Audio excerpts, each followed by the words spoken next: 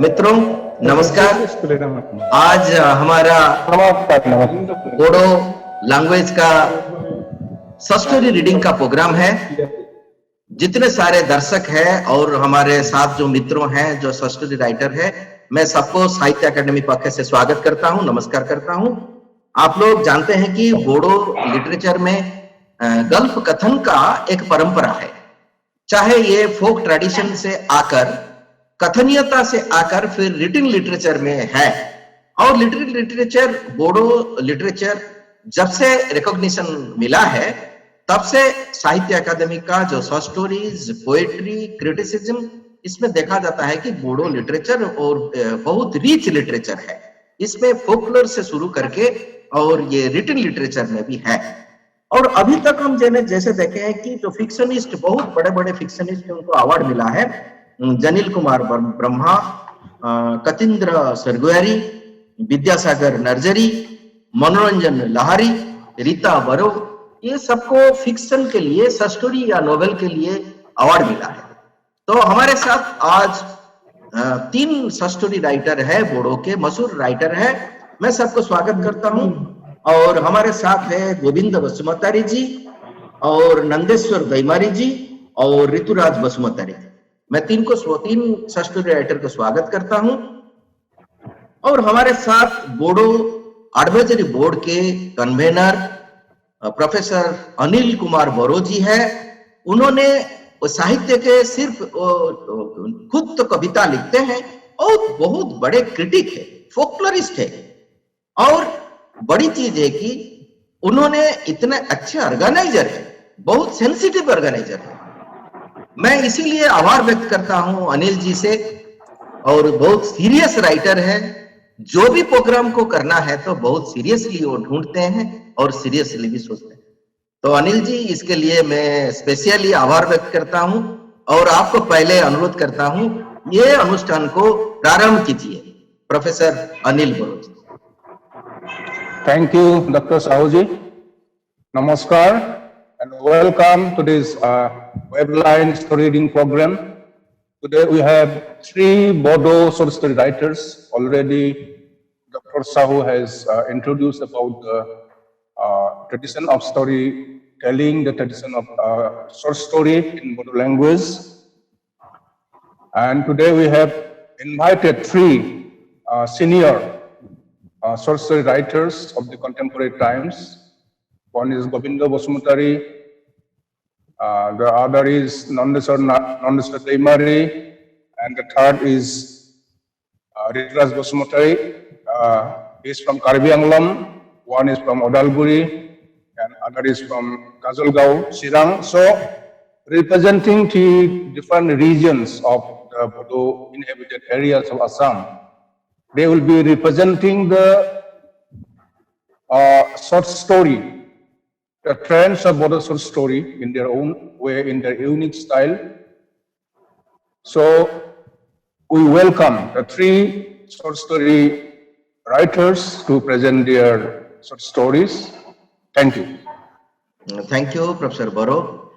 Now I request Govinda Basumatari ji. He is a very noted short story writer, translator and critic in Bodo literature. He has 9 books in Bodo to his credit. He is the recipient of Sahitya Akademi Prize for Translation in the year 2017. He has also been awarded by Bodo Sahitya Sabha. He has participated in many seminars, symposiums. He is the ex-General Secretary of Bodo Sahitya Sabha, the largest literary and culture organization for the Bodo language and literature. I request Govinda Basumatari ji to read out his short story. Govinda Basumatari.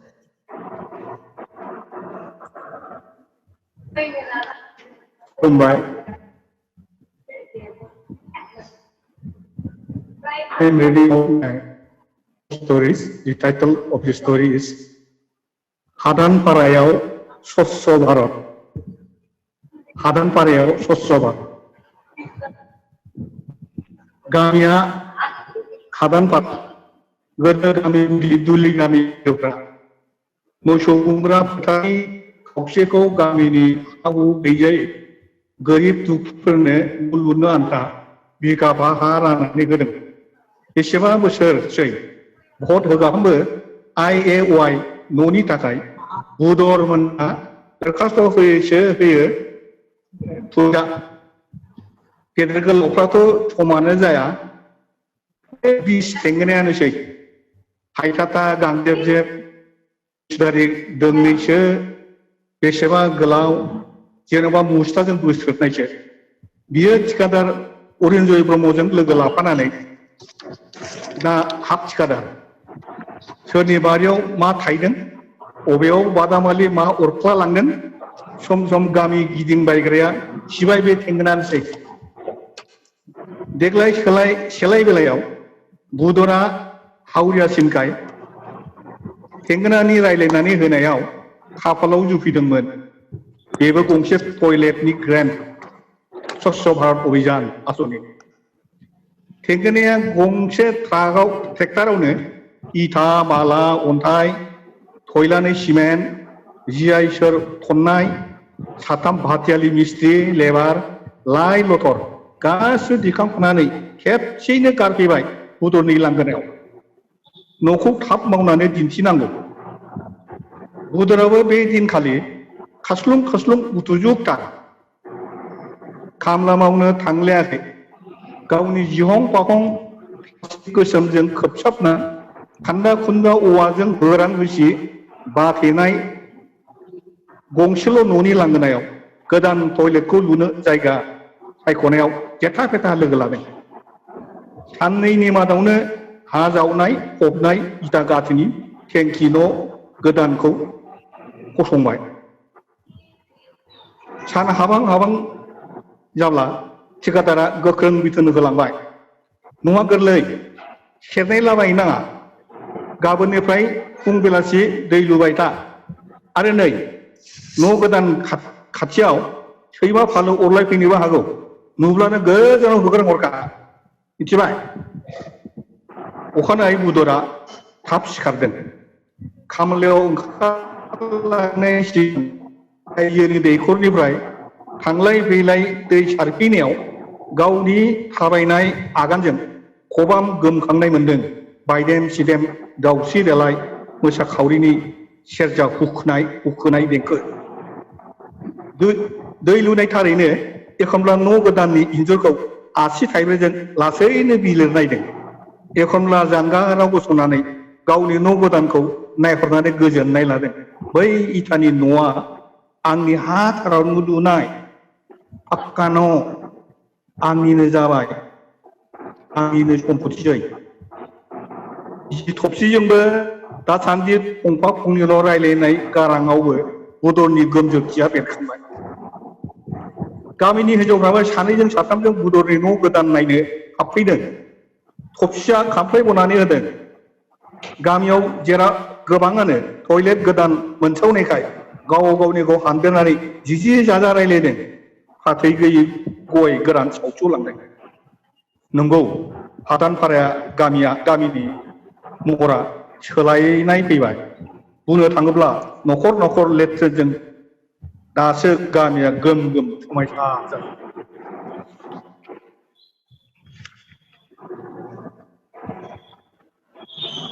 अख्राङा दुमायलुलु गोबावसै दा बावैसो केरेला महाराष्ट्रआव गेदेर दैबाना जालांबाय Indonesia फिलिपाइन्सआव गिलु बालु बांग्रि मावलांबाय जानो हागौ बेफोरनिनो फावखिथा महालयनि अखा हानो जोमै बुथुमदोंबो जानो हागौ ब्रायनो अखाया हामारबाय देग्लायनि अखा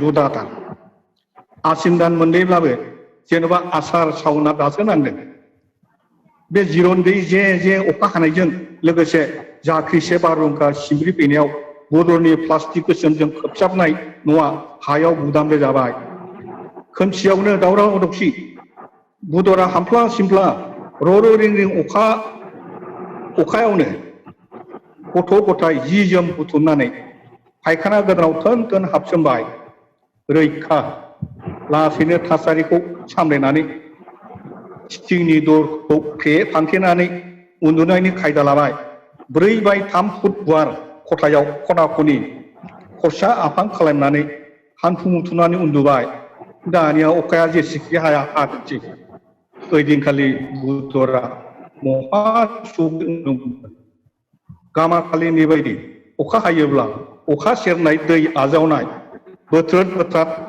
खालामनो हाखिसै अदेबानि बुदरनि बे सुगा बारा गोबाव जोरनो मोनाखिसै सानथामसोनि उनाव थेंगोनाया गाहाय थिखादार अरुन्जय ब्रह्मखौ लानानै बुदरनि न' लांगोनायाव गारि लाखिफैदों लोगोसे खुस्रा थिखादारफोर डिसि अफिसनि बर' बाबु आरो माखासे लेबार लामायाव ग्रोन ग्रोन स्कर्पिय' बलेर' रयेल एनफिल्ड बुलेट गारि बायजोआव खारख्लुं खासि जुजुबथार अखानायैनो फुंनि 10 बाजियाव चिरां जिल्लायाव आसामनि गवर्नर फैगोन लोगोसे सिएम बिटिसिनि चिफ डिसि एसपि फैगोन स्वच्छ भारत अभियाननि लुनाय हाबाफोरखौ नायदिंनो गोदान गवर्नरा आथा खिथाथारनो गारिनिफ्राय ओंखारग्रोनो मोना जं जं बारिनो खना लामासे नायग्रोमजोबोनो आसामनि बेनिफिसियारिफ्रा गोदान टयलेटफोरखौ थिक थिक खामानियाव बाहायदोंना बाहायाखै नायदिंनो एसे दाय मोनब्लानो डिसि सासपेनसननि बाथ्राया सालाय बिजौआवनो दिल्लीनि खरा बिथोन थिखादार अरुन्जय ब्रह्मआ बुदरनि लेट्रिनखौ नुफैनानै खर' सुबाव मोनो जिउ जिउ रागा जोंफ्रुयो अब्रा बुदरखौ गाबद्रो ओइ बुदर नों बेयाव मा खालायदों माबार गोख्रै बेयाव ओंखारबो आरो सोर सोर दंबावो बेयावलाय गथ' बामनायखौ बिमानो थप गथायनानै बुदरा मोखां सोमहाबनानै फिनो आंनि बुरै आरो खुदियाफोरसोलै बाबु दाख्लै थिखादारा रागाजों खोनासंस्लाबा जासै गथ'फोरनिथिं नायहाबहरनानै दाद्रि होख्रां बुङो ओइ ओंखारबोजोब फुट गोजानाव खारलां बेयाव मा रोंगो मोनदों बिसोरलाय रोंगो मोनाखैलै बाबु दाखालिनि अखा बारहुंखायाव आंनि थाग्रा न'आ गेरेबबाय जों बिसि फिसा बे फायखानायावसो हाबसोमनानै थानांदों बुदरा बुङो इस गाबोननो जोंहा गामिनि मानसि गिदिर गिदिर फैथारगोन नायग्रोमलांगोनबोनो बेफोरखौ नुफैनांगौला मा जानांगौ दे इस सालाय सोथा रायलाबाय थायो थिखादार मा खालामनो बाबु सप्तासेनि बारा अखायानो हानानै होबायब्ला आं खामलाखौनो मावनो मोनाखै थाग्रा न' फसंनायखौथ' दोनथ' जानायानो जारला जाथारबायलै बाबु खाराव माराव बुङो बुदरा नों मोनजायिजों मा खोथा बे न'खौ सरकारा मानो लुनानै होदों मिथिगौ दा इस नों आरो खिनो थाखाय बानायनाय न'आवसो थोन हाबनानै दं आरो बैफोर मा बिलाय ओइ थेंगोना राखेब रिंकु बेफोर गासिखौबो एरखांनानै बाहेरायाव गारहरजोब साफा खालायजोब दिनैनो दानो बे टयलेटआ आरो नै बै दै टेंकियाव गंसे मुग गोदोना दोन बथलसे हेन्ड वाश लिक्विड आरो बै टावेल लाबोनाया गांसे स्राय आमनानै दोन मिथिबाय इस थिनै बायदियै खुस्रा थिखादारफ्रा लेबार लानानै बनजों एरखां दुसा थावजों मेलेखा जानाय गान्दु फेरलेब फेरथेब बराजि दखना सुरि लाइ लथर बायजोआव दिहुनजोबो होगदाव हुसि बुरग्लुं बुसि लाइ लथर खांख्रां खुंख्रां बायजोआव गारहरजोबनायाव बुदरनि बिसि फिसा गाबस्रावजोबो थफिया गाबै बुंबाय हाबाब हामानिसैलाय बेलाय खिग्रा न' लुबाय मालाय दा दसेखौनो थाथ'नो मोना जाबाय एफाबां मानियाखौ दा आरो गथ' गथाय लानानै बहा थांबावनांगौ जाखो दे गसाय थासारिखौ नोजोर होनानै अरुन्जय थिखादारा बुदरखौ खाथियाव लेंहरनानै बुंबाय स्वच्छ भारत अभियान बयबो सिखोन साखोनै थानांगौ जानला मानला जायगायाव खिनो मोनै आयेन देशआव आयेन जाबाय बेनि थाखाय कौटि रां थाखा खरस खालामनानै सरकारा बेबायदि न'खौ लुनानै होदों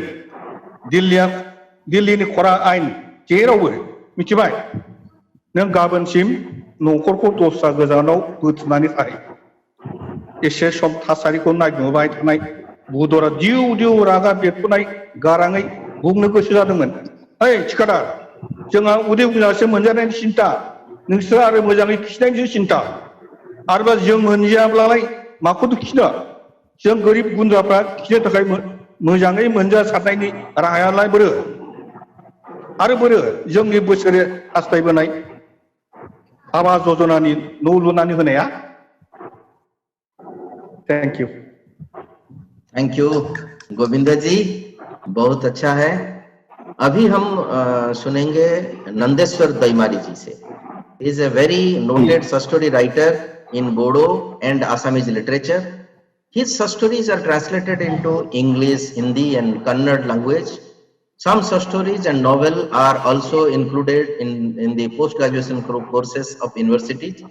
He has been awarded for various organizations, from various organizations for his fiction writing. He has 10 books to his credit. He is living in a very remote tribal village, but thinking and writing for the whole world. I request Nandeswar Daimari ji to read out his story. खुलुमबाय हादाननि फारिलाइ हरखाब break हमबाय सिमाङा आखाइ फारनैजों बोलो होथाबनानै break हमनाय लोगो लोगो फुल स्पिडआव खारबोनाय दावहाया खनसे साथि खरानि दम थाबथाफैनायसै दावहाया रिक्सानि मुं दैमारि एमएलएआ अननानै आइटिडिपिनिफ्राय सोंसन खालामनानै गथायनि खालिनो रिक्सानि मुंखौ सिमाङा दावहा दोनदों जाबादाजा गावनि आखाइजोंनो रिक्सानि बडियाव गोजा गाबजों लिरनानै लादों दावहा गिबियाव सिमाङा सानदोंमोन रिक्सानि मुंखौ दावहा दोननाया बारा थिक जायाखै रैसुमै गावदां माइनाव सोदोमस्रि माइनावस्रि उषा पार्बती बैसालि बायदि आरो गोबां मुं दोननो हागौमोन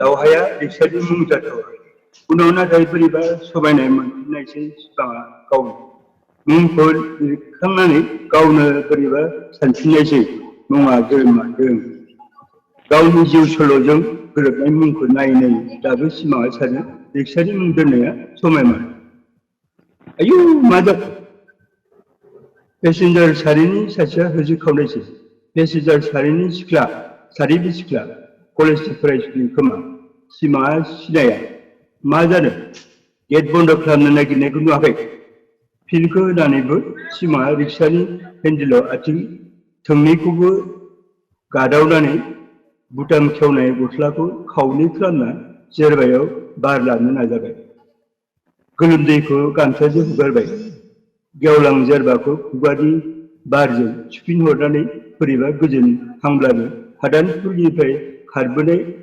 फानजारिया राव हरबाय माबेसिम सुदेमफुरिसिम दानो फैथ'आ खोमा ट्रेना गय जानोबा फानजारिया गय जासिनाया दिनैल' नङा बे लामाजों फैनाय नुब्लानो फानजारिया सिगांनो गय खान्दिसे जासिहरो फानजारिनि गुबै गामिया नलबारियावमोन नलबारिनिफ्राय माब्लाबानो खारबोनानै फानजारिनि बिमा बिफाया क'क्राझाराव हादान सिफायहैदोंमोन बै हादानावनो सिमांजों सिनायलायदों फानजारि मोननि नांजाबनाय हाखौनो सिमां बिफायाबो सिफायहैनानै बोरैबा उन्दै समनिफ्रायनो सानैजों गेलेलायनो मोनबोदों उनाव बै हादाननि गोदान गामिनि मुङानो हादानफुरि मुङै मख'जादों हादानफुरियाव जेसेबां बोसोर थाबोदों बेसेबां बोसोरनो बिसोरो बिदा बिनानाव बायदि अनलायबोदों आप ना डाउन सिमाङा मानोबा फानजारिखौ सोंफिनबाय आप फानजारिया फाथैजों गय खान्दिसे जुनाय सोलोजोंनो फिन हरबावनायसै बे आप ट्रेनजोंनो गाखोनानै मोनसे समाव बिमा बिफाया क'क्राझारनि माबेबा दरसे गामिनिफ्राय सिमांखौ लानानै फैदोंमोन वाल गायेन सालगान्धि लानानै जेब्ला क'क्राझारनि स्टेसनाव ओंखारो होमबाना सिमाङा जेबो हमनो हायाखैमोन मानो फैदों फानजारिमोननि सेरावबो थानाय हाग्राखौ जेब्ला जेरा लुयो होमब्लासो हमनो हादोंमोन हा नागिरनानै बिसोरो गोदानै रायजो जाफैबाय। बेयाव गोबां जालांदोंब्लाबो गेलेनायनि गेजेरजों गुबुन जायगानि गोदान गोदान लोगोफोरखौ सिनायलायनायनि खाबुखौ मोननानै हा गोदाननि दुखु दाहाफोरखौ बावनो नाजानायसै। सानफ्रोमबो लोगो मोनग्रा सानजारिखौ बिनानाव बायदि अननो हास्थायनायसै। मैदेरनि गाग्लोबनायजों हादाननि उन्दुनो मोना, बिसोरबो गोबां समाव उन्दुनो मोनामोन। गिलु बालु हरफोरखौ सिमाङा सानजारिमोनजों जयै अर सुनानै बारग'होबोदों। हादानफोरनि बिफां लाइफांखौ दानस्रायनाय, आरा होनाय, बाथाम फाननाय सावगारिखौ सिमाङा दाबो गोसोखाङो। दंफां फालांगिफोरनि होंगो दोंगोजों जेब्लायबो महर मोननाय हादानफोरनि सावगारिया आंनि मेगनाव दाबो फैयो। जौ आरो जुवानि आखुथाइफोर जेब्लायबो नांलाय खमलाय जाग्रा हादानफोरनि गामियाव बोसोरबेसे थानाय जाखो बेनि हिसाबखौ नाथाय सिमाङा दा होनो हाया। बन फाननानै जेसेबां रां खामायदों बेखौबो बुंनो हाया। मोनसे समाव अरनबारि हादानफुरिया स्रां स्रिं जाबाय। माइ खालामबाय। गथ'फोरनि थाखाय फरायसालि बारग'नाय सेंग्रा सिख्लाफोरखौबो बे फरायसालियावनो फोरोंजेननाय जाबाय। फानजारिजों सिमांजों फरायसालियावनो बे फरायसालियावनो मोनाबिलियाव जेब्ला थांग्रामोन बैफोर समफोराव दासिम बावनो हाबाय। बे समावनो हरखाब गुबुन मोनसे दुखु जाबाय। हादाननि रोजा रोजा न'खरनि गोबां गामिफोरजों लोगोसे हादानफुरियावबो सानफ्रोमबो हाबग्रा जाबाय। गामि गिदिंग्रा जाबाय। पुलिसफोरा मैदेर लानानै न' सिफायग्रा जाबाय। ओजों आर्मिफ्रा थिउरिया हान्जा नागिरनानै सानफ्रोमबो बुग्लुं बुसि खालामग्रा जाबाय। बैफोर खैफोदजों थावरिनानै थानो हायि सोर बहा थांखो बेखौ मिथिला। नाथाय सिमांनि बिमा बिफा आरो फानजारिनि बिमा बिफाया मानोबा थुख्रा बोनफिननानै उदालगुरियाव थाफैनायसै। होमबाना उदालगुरिया BSc मोननायनि रंजानायजों साग्लोबसार जानो हमदोंमोन। बर'लेण्ड मोननायजों उदालगुरिनि बर'फ्रा बोरैबा बेसेबा आवगायदोंमोन, सोलोबो हाहांबायमोन। सिमां आरो फानजारिनि बिमा बिफाया गिबियाव रेलवे स्टेसनावनो थाग्रा जाग्रा खालामदोंमोन। उनाव रेलवे हानि थाखाय दाबनै जायगा दखल खालामनानै गावबागाव न' गायसननायसै। न' माने गावनि स्टाइल। रेल साइथिंनि साहा गालाव सिमांमोननि आरो खोला गालाव फानजारिमोननि। दायो बै गावबागाव न'आवनो थायो। गिबियाव सिमांमोननि न'खरा ट्रेननि सायावनो सोनारनानै सोलिदोंमोन। हरनि ट्रेनजों बरायबोनो थाङो आरो उननि ट्रेनजोंनो फैफिनो। फैनाय समाव दंफां बन मैगं थाइगं जा मोनो बेखौनो उदालगुरियाव फानफैयो। सम सम उदालगुरिनिफ्राय जि जोम लानानै धेकियाजुलि हाथायाव फानहैयो। बैफोर गासैबो खामानियाव बिमा बिफाखौ सिमाङाबो फानजारियाबो हेफाजाब मोनबोदों। बिब्दिनो उदालगुरियाव थाफैनाय सिमांमोनहा जाबाय। बे बोसोरबायाव गोबां जों सिनायलायनायबो जाबाय। गोबां सोलाय सोल'बो जाबाय। बोलोआबो बांबाय। खमला महर मोननाय सिमाङा बिमा बिफाखौ लामा नायालासिनो मालायनि रिक्सा लानानै सानैसो सालायबाय। आरो दायो गोदान रिक्साजोंनो इसेब्लाबो ओंखाम दिहुननो हानाय जाबाय। रेलगेटनि खाथियावनो देरा गंसे लुनानै फिसा सावनायनि राहाजों बिमाजों साहा दखान होग्रा जाबाय। बे साहा दखानावनो साहा दखानावनो फानजारिया गयबो फानो। आरो बे लामाजों फैब्लाथाय फियोब्लानो सिमांनो दान्दिसे जासिहरो। सिमाङाबो पेसेन्जार थायोब्ला जाथ'लालै होननानै जानगारलाङोब्लाबो पेसेन्जार गैयाब्ला मानोबा दसे दखान मोखाङाव दोनथ'नानै फानजारिया नायथुमबा रिक्सानि सोरगिदिं दानदिसे गिदिंख'नानै गामसाजों उगुराफा माफा खालामो। फानजारिया होमबाना खाथि स्टप फैनानै गावनिसो बेखिनि समाव सिमाङा माबोरै मोनो बेखौ फोरमायनो हानाय नङाब्लाबो मानोबा फानजारिया लुनानै होनाय दैखौ गिलास लोंसे लोंनानै साहा फिथा जानानै हुरागासे जिरायलाङो। जिरायथ'नो सम गैयै मालाबा दखाननिफ्राय खारबोनानैब्लाबो लामायाव गसंथेनानै गय बिदिखौ सिमांनो जाहोयो। माने गुबुन लामाजों रिक्सा बोनो गोनां जायोब्ला मोनाबिलि समाव दसेब्लाबो फानजारिनि दखानाव नुजाफैनाया सिमांनि गुबुन मोनसे रुटिन। मेंनायनि गेजेरजोंब्लाबो फानजारिजों दान्दिसे रायज्लायफैनाया बुंनो थाङोब्ला सिमाङा सानसेबो बावफेराखै। सुनिया बारा जानो हागौ आबा दाखिजागोन दा। खनखानानै होनाय गय खान्दिखौ नाया हुआ खुगायाव थ्रोब सोदो नागिरब्लानो फानजारिया सिमांखौ राव होनायसै। सोबायानो बख'फिननायाव गैला। दाखियोबा दाखिथोंसै सिमाङा फिननायसै। दसे उनाव ट्रेनाबो बारग'लांनायसै।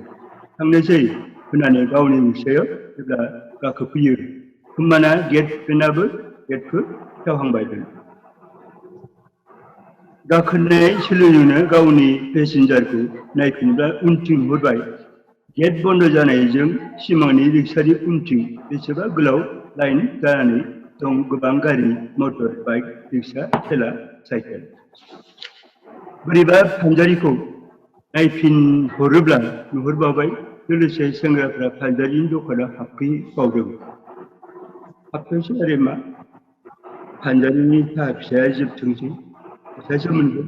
सिमाङा गावखौनो बुजायनो नाजायै दानजानाय लामाजों गोख्रैयै रिक्साखौ सालायलांनो नाजानायसै बेंफुरिजों। Thank you, Nandeswar Daimari ji. Now I request Rituraj Basmatari to read out his story. He is a very renowned fictionist in Bodo language, a translator and critic also. He has 7 published books to his credit. He was a member of Bodo Advisory Board of Sahitya Academy. He is the recipient of Sahitya Academy Award. He has also awarded the Someswari Brahma Literature Award. And a very lovable person, Rituraj ji.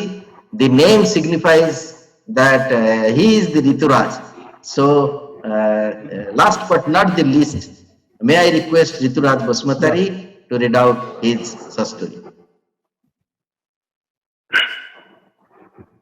हाबाफारिनि दैदेनगिरि doctor Mihir Kumar Sahu, थुनलाइगिरि doctor Anil Kumar बर' आरो बाहागो लागिरि गोबिंद बसुमतारी आदा आरो नन्देस्वर दैमारि नोंथां।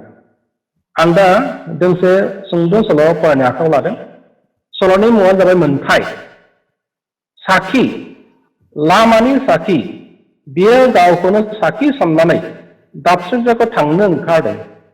बै जायगायाव दासिम रावबो थांनो हायाखै।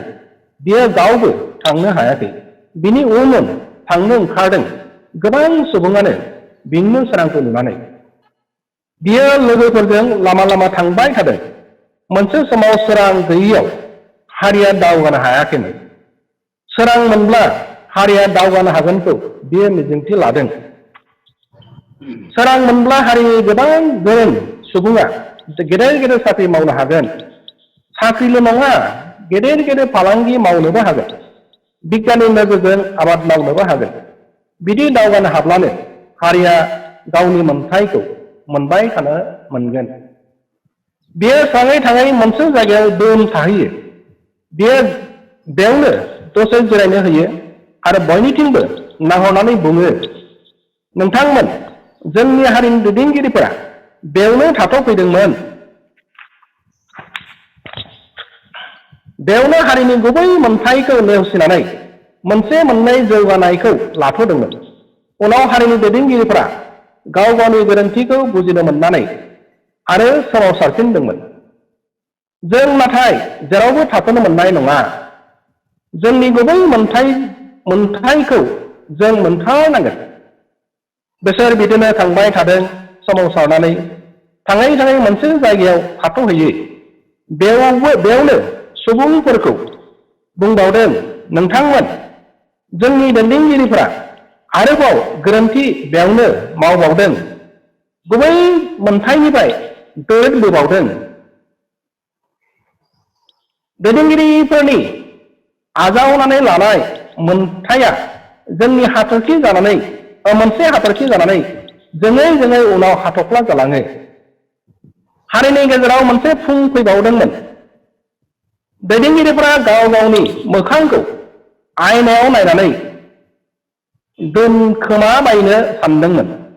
उनाव गाव गावनि मोखांखौ साफा खालामनानै आखायाव फिरफिरा लानानै आवगायलाङो। उनाव फुङा मोनाबिलि जायो, साना हाबो। गोजोन थासारिखौल' गाहाय खालामनानै मोनसे मोननै जौगानायखौ लानानै दैदेनगिरिफ्रा फैफिनो। बेयावनो हारिनि बयबो गोजोननायनि मेथाइखौ खावसेल' खननानै थाथ'नो गोनां जायो। हारिनि बयबो सिगांनि खोथाफोरखौ गोसोखांनानै दा मुथासे अर जोंनायाव थानो गोनां जायो। बिसोर थाङै थाङै मोनसे हाजो सेराव मोनहैयो। बेयावनो सानदों, जों बे हाजोखौ गाखोनांगोन। हाजोखौ गाखोनोब्ला बयबो दाउ जानांगोन। उनाव बयबो बिनि साननाय बादि दाउ जानानै हाजोआव गाखोलांबाय। बै हाजो थिखिनियाव फांसे बिफां दं। बिफाङा जोबोद गोजौ। मुथासे अरानो जोङै जोङै बे गोजौ बिफाङा जायो। दा बिफांनि थिखिनियाव अर जोंना दं। बे जायगायाव सिगां सोरां गैयैयाव बिफां लाइफांफोरा रानलांजोबदोंमोन। निजाफोराव दै गैलामोन। हाजोनि जिब जुनारफ्राबो दै मोनलोङाखैमोन। बे बिफाङा गोजौ जालांबाय थादोंमोन। बियो लोगोफोरखौ बुंदों, नोंथांमोन जों बे बिफाङाव गाखोनांगोन। बे बिफांनिफ्राय जों जेरैबो सोरां नुनो मोनगोन। बेयावनो जों हारिनि गुबै मोनथायखौबो नुनो मोनगोन। बिफाङा गोजौ जालांबाय थाब्ला बिनिफ्रायनो अख्रांबो दांहरनो हागोन। जों अख्रांनिफ्राय सोरां लाबोबावनो हागोन।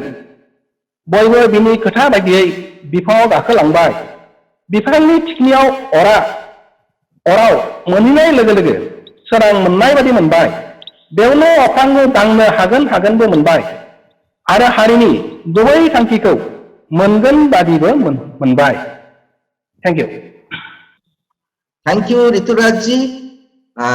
We have listened three renowned stories from three renowned story writers of Bodo literature, staying in different places of Assam, and they three are very senior fictionists of Bodo literature. What our convener Anil Boroji expressed from the very beginning. Now I request Professor Anil Boro to sum up the gist or what is the message of these stories in a very shortly.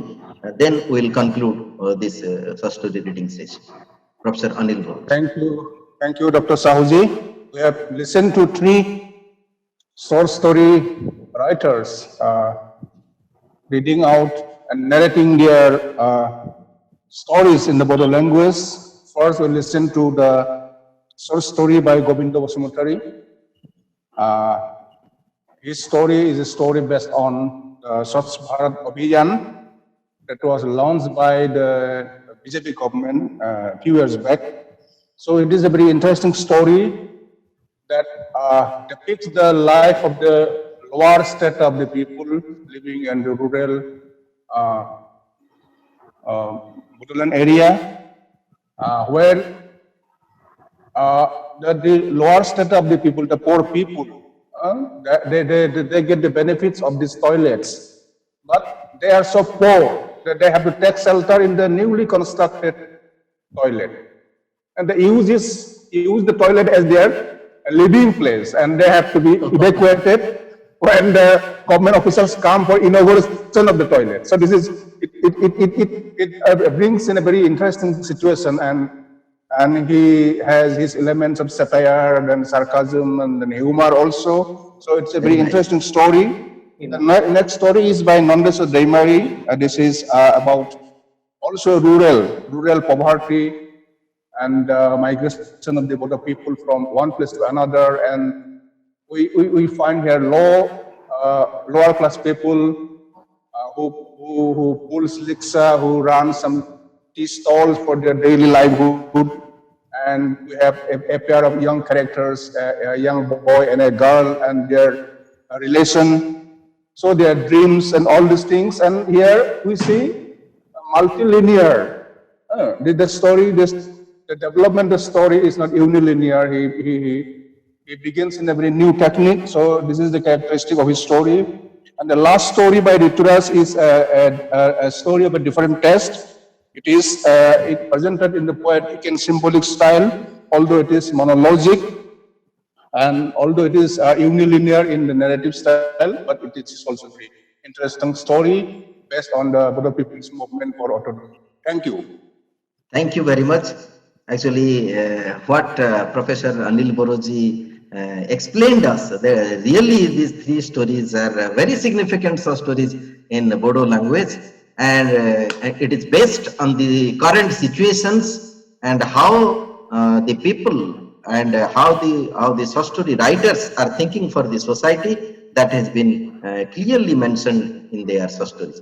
So thank you all. And it is my humble request to all my visitors to visit our website and YouTube for this in this pandemic situation, to have this program, and we request them to give their remarks and suggestions. Thank you all. Namaskar. Okay, thank you. Thank you.